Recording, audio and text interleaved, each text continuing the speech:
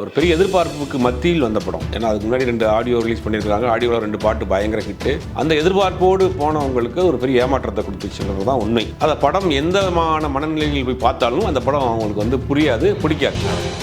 Paid ரிவ்யூனால படத்தை வந்து முடக்கிட்டாங்க அப்படின்னு ஒரு செய்தி போயிட்டு இருக்கு. இது எந்த படத்துக்குமே ஒத்து வராது. நீங்கள் ஒரு படத்தை பெய்ட் பண்ணி ரிவ்யூ பண்ணி அந்த படத்தை ஓட வைக்கவும் முடியாது, பெய்ட் பண்ணி ரிவ்யூ பண்ணி அந்த படத்தை க்ளோஸ் பண்ணவும் முடியாது. விஜய் டிவியில் நீயா நானா நிகழ்ச்சியில் அந்த ஃபிலிம் ரிவ்யூங்கிற ஆட்களில் வந்து உட்கார வச்சிருக்கவங்க அவங்க ஒரு 40 தான் இருக்கும். அவங்க பேசிக்காக வந்து ஒரு ஜேர்னலிஸ்டா இல்லை ஒரு மீடியா பர்சனா இல்லை சினிமாவில் ஒர்க் பண்ணவங்களா அப்படிங்கிற மாதிரி எந்த கேட்டகரியும் கிடையாது. அவங்க ஒரு படம் பார்க்குறாங்க, ஒரு ஜாலியாக ஒரு ஃபோன் எடுத்து ஒரு ரிவ்யூ போடுறாங்க, அப்புறம் அவங்க ஒரு யூடியூபரை மாறுறாங்க. இதுதான் அவங்களுடைய இது.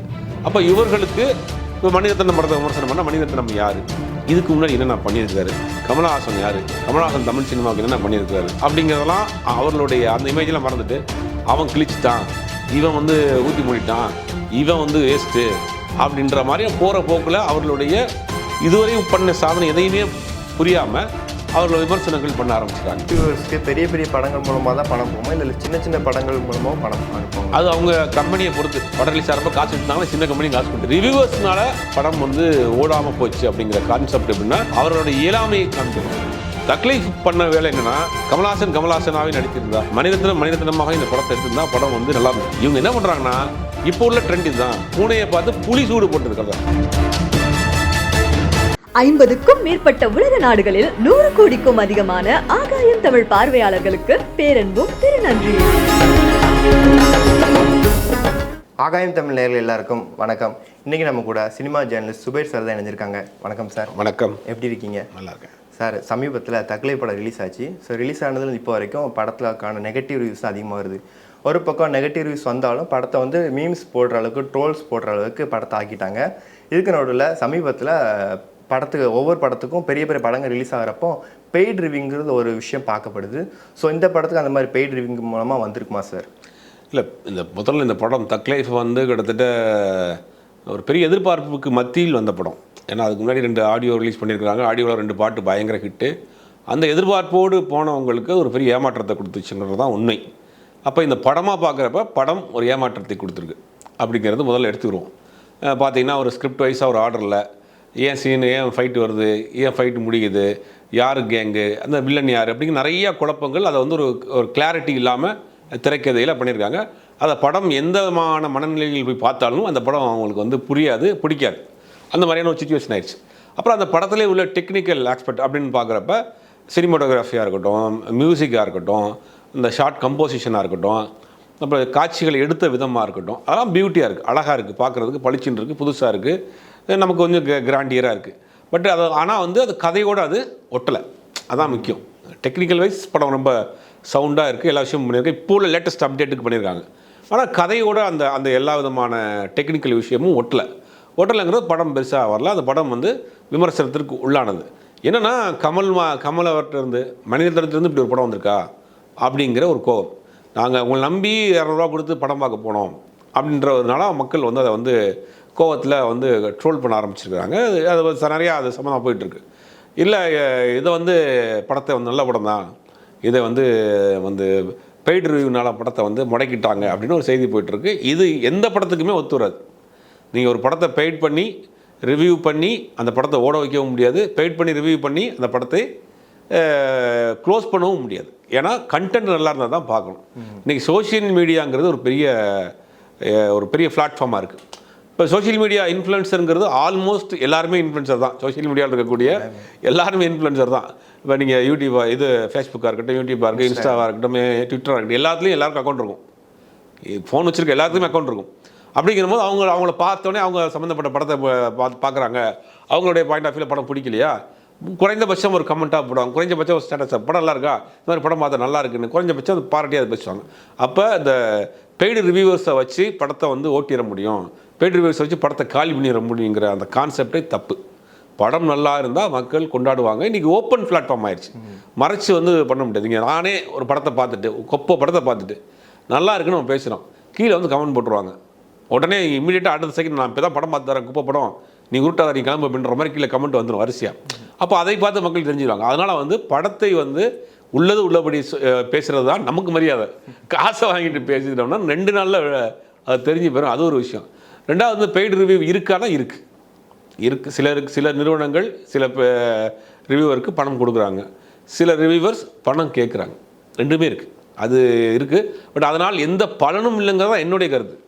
அந்த ரிவ்யூவர்ஸ்னால இந்த படம் ரிவ்யூவர்ஸ்னால படத்தை ஓட வைக்க முடியாது. படத்தை ஓட வைக்க முடியுமா?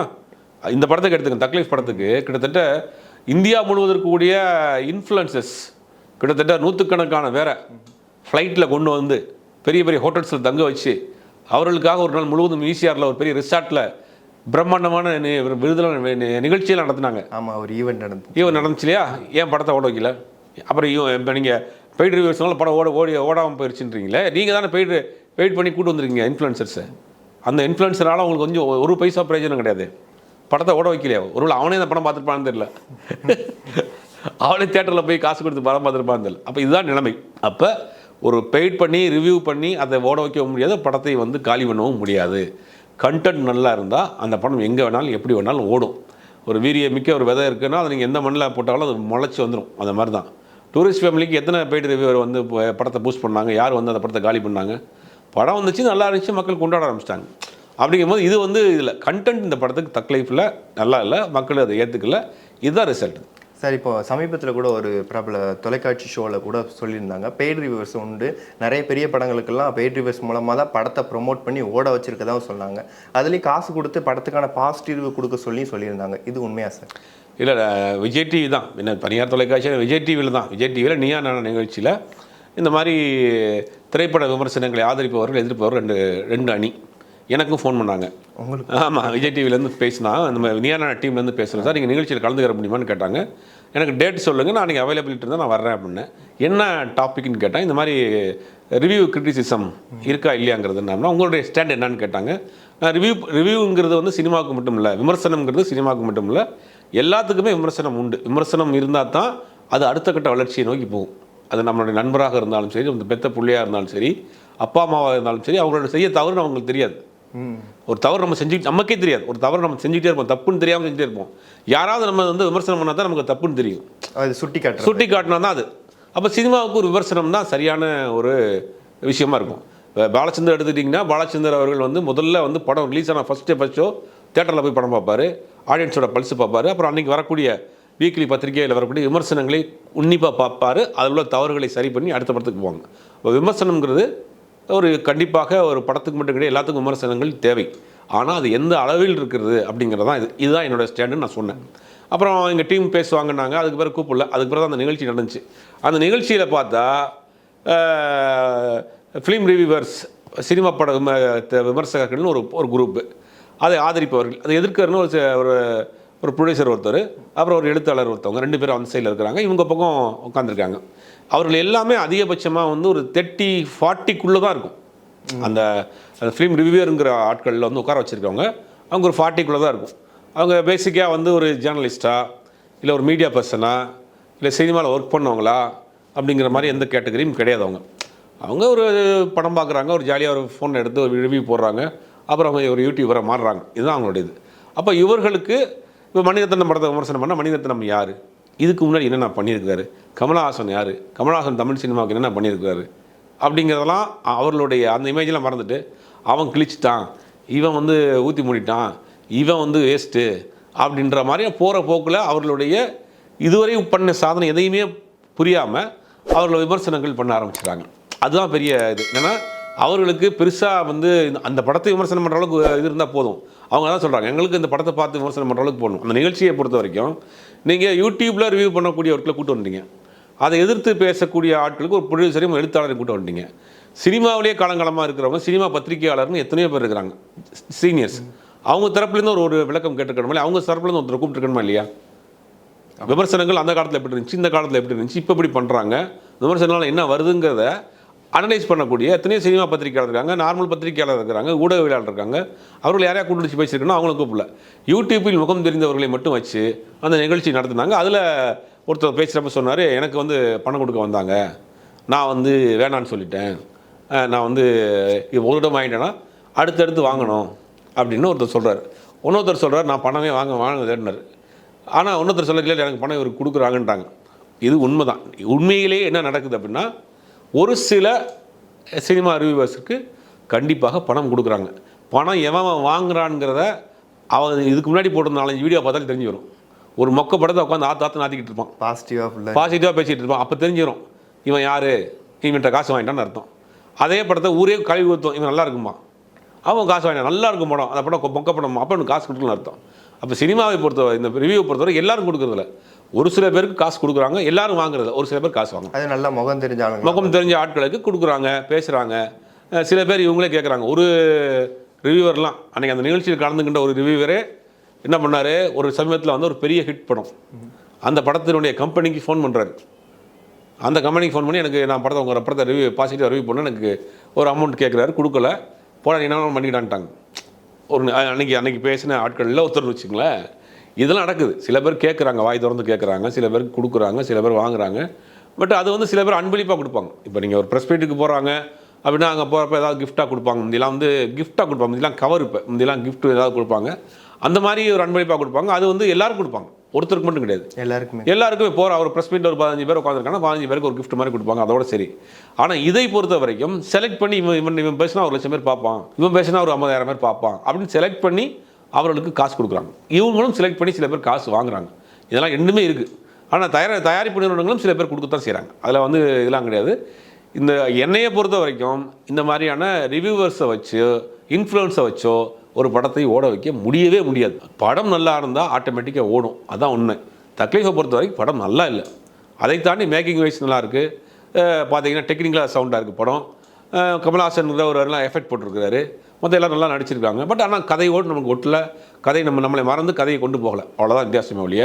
மற்றபடி ஒரு ரிவ்யூஸை வச்சு படத்தை ஓட வைக்க முடியாது. சார், இப்போ நீங்கள் சொல்லி இந்த மாதிரி பெய்ட் ரிவ்யூவர்ஸ்க்கு பெரிய பெரிய படங்கள் மூலமாக தான் பணம் போகுமா, இல்லை சின்ன சின்ன படங்கள் மூலமாக பணம் அனுப்புவாங்க? அது அவங்க கம்பெனியை பொறுத்து. படம் ரிலீஸ் ஆகிறப்ப காசு வச்சுருந்தாங்கன்னா சின்ன கம்பெனி காசு கொடுப்பாங்க. ஏன்னா பெரிய படங்கள்லாம் எல்லாரும் பக்கம் முகம் பார்ப்பாங்க அப்படிங்கிறப்போ சின்ன கம்பெனிஸும் கொடுப்பாங்க. இப்போ இந்த ஃபஸ்ட்டு இருக்குது எஃப்டிஎஃப்எஸ்க்கு வந்து ஒரு சில நிறுவனங்கள் ஆள் அனுப்புகிறாங்க தேட்டருக்கு. அன்றைக்கி கண்டிப்பாக வெளியில் போனால் 10 சேனல் நிற்கும், நீ பேசிட்டு வாங்கன்னு ஆள் அனுப்புகிறாங்க. இவங்க சைட்லேருந்து ஆள், ப்ரொடியூசர் சைட்லேருந்து எல்லாருமே கிடையாது. நம்ம டிஸ்க்ளைமர் போட்டுருவோம், யாருமே கிடையாது, இல்லை எல்லாரும் கிடையாது. ஒரு சிலர் இப்போ படம் ரிலீஸ் ஆகுதா, இல்லை ஒரு இந்த தேட்டருக்கு 10 பேர் அனுப்பு, இந்த தேட்டருக்கு 10 பேர் அனுப்பு, அவங்களுக்கு காசை கொடுத்து அவங்களுக்கு போய் படத்தை பற்றி பேசுங்க, படம் ஆகான்னு பேசுங்கன்னு அப்படின்னு பண்ணுறாங்க. என்ன நினைக்கிறாங்கன்னா, இந்த ஃபோர்ஸில் ஒரு 3 நாள் படத்தை ஓட வச்சிடலாம், அதுக்கு பிறகு பார்த்துக்கலாம் அப்படிங்கிற மாதிரி நினைக்கிறாங்க. ஆனால் அடுத்த ஒரு தேட்டரில் 100 பேர் பார்க்குறான்னா அவன் 100 பேர் கையிலையும் ஃபோன் இருக்கே. அதில் நீங்கள் காசு எத்தனை பேர் காசு கொடுத்து நீங்கள் படத்தை நல்லா இருக்குன்னு ஓட வைப்பீங்க? 10 பேர் கொடுப்பீங்களா? மிச்சம் 90 பேர் நல்லா இல்லைன்றுவானே. இது புரிய மாட்டேங்குது அவங்களாச்சு. அப்போ இந்த ரிவ்யூவர்ஸ்னால படம் வந்து ஓடாமல் போச்சு அப்படிங்கிற கான்செப்ட் எப்படின்னா வந்து என்ன சொல்கிறது, ரிவ்யூவர்ஸ்னால படம் ஓடாமல் போச்சுன்னு சொல்கிறது வந்து அவரோட இயலாமையை காமிக்கிறது தான். அவங்க தப்பாக ஒரு படத்தை எடுத்துகிட்டு படம் ஓடாமல் போனதுக்கு அவன் தான் காரணம், படம் ஓட போகிறதுக்கு இவன் தான் காரணம் அப்படிங்கிறது. நல்லா இருந்தால் நல்லா மக்கள் கொண்டாட போகிறாங்க. ஆர்டிஸ்ட்டு தேவையில்லை, பிரம்மாண்டம் தேவையில்லை, பெரிய நடிகர்கள் தேவையில்லை, அது மாதிரி ப்ரொமோஷன் தேவையில்லை, நல்லா இருக்குது அந்த படம் ஓடும் அப்படிங்கிற நிலைமைக்கு தான் வந்துருச்சு. ஏன்னா இன்றைக்கி வேர்ல்டு வைடு இருக்கக்கூடிய எல்லா படங்களையும் பார்க்க ஆரம்பிச்சிட்டாங்க தமிழ்நாட்டில். அப்படிங்கும் போது அதுக்கு ஈக்குவலாக அவங்க கேட்குறாங்க. ரெண்டாவது யதார்த்த சினிமாவை பார்க்க ஆரம்பிச்சிட்டாங்க, யதார்த்த சினிமாவை ரசிக்க ஆரம்பிச்சிட்டாங்க. அந்த படங்கள் மட்டும்தான் போகும். தக்லீஃப் பண்ண வேலை என்னென்னா, கமல்ஹாசனாகவே நடித்திருந்தா, மணிரத்னமாக இந்த படத்தை எடுத்திருந்தா படம் வந்து நல்லா இருந்திருக்கும்.